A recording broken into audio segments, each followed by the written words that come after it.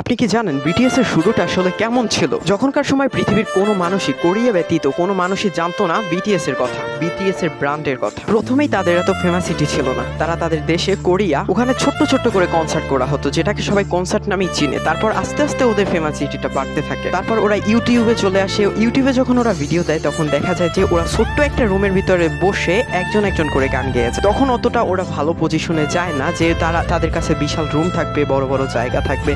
এখন যতটা কাপড় আছে ওদের কাছে তখন অতটা ছিল না, অত দামিও জায়গাও ছিল না যেখানে বসে ওরা ভিডিও করতে পারবে। শুরুটা অনেকেরই কষ্টের থাকে, তারপরে ভালো কিছু আসে। প্রথমে কে পপের জিনিসগুলো অত প্রচলিত ছিল না, বিটিএসরাই শুরু করেছে কে পপের ব্র্যান্ডের বিষয়গুলো। তারপর তো আস্তে আস্তে অনেক কে পপ ব্যান্ডই চলে আসে।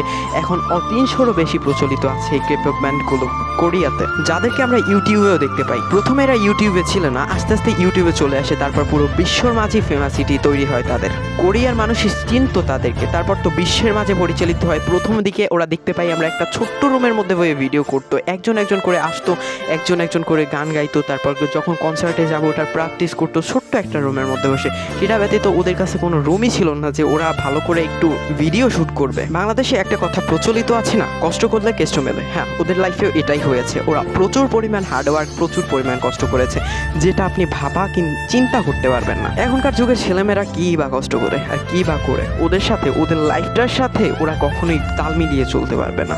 ওরা কীরকম কষ্ট করেছে, কতটা হার্ডওয়ার্ক করেছে, ওরা কনসার্টে যাওয়ার জন্য যে পরিমাণ কষ্ট করেছে আপনারা তো সবই জানেন। এখন যেরকম বিটিএস এর কোটি কোটি লাভার্স রয়েছে, কোটি কোটি ফ্যান্স রয়েছে, যারা বিটিএসকে দেখার জন্য এক সেকেন্ড দেখার জন্য হাজারো মুহূর্ত অপেক্ষা করে রয়েছে, তেমন তাদের রয়েছে অনেক হেটার্স, যারা তাদেরকে নিয়ে বাজে মন্তব্য, বাজে কথা, বাজে জিনিস ছড়িয়ে থাকে তাদের বিষয়ে। তারা তো এরা করবেই, আর্মিদেরকে তো তাই বলে হার মানলে চলবে না। আমাদেরকে সামনের দিকে আরও এগিয়ে যেতে হবে, তাদেরকে বেশি বেশি সাপোর্ট করতে হবে। ওদের এমনও ফ্যান্স রয়েছে যারা ওদের ভিডিও না দেখলে ঘুমই আসে না, ওদের ভিডিও না দেখলে ভাতই হজম হয় না। ওরা এত পরিমাণ পাগল বিটিএসের জন্য যা বলার মতন না। ওদেরকে একটা নজর দেখার জন্য অপেক্ষা করে আছে ঘন্টার পর ঘন্টা, দিনের পর দিন। ওদের জন্য পাগল রয়েছে। তো আজকের ভিডিও ছিল এই পর্যন্তই। ভালো লাগলে লাইক অ্যান্ড সাবস্ক্রাইব করে পাশেই থাকবেন, আমাদেরকে বেশি বেশি সাপোর্ট করবেন। So thank you so much. বিটিএসের নতুন ভিডিও পাওয়ার জন্য এই চ্যানেলটি লাইক সাবস্ক্রাইব করে বেশি বেশি সাপোর্ট করবেন। বাই বাই, আল্লাহ হাফেজ।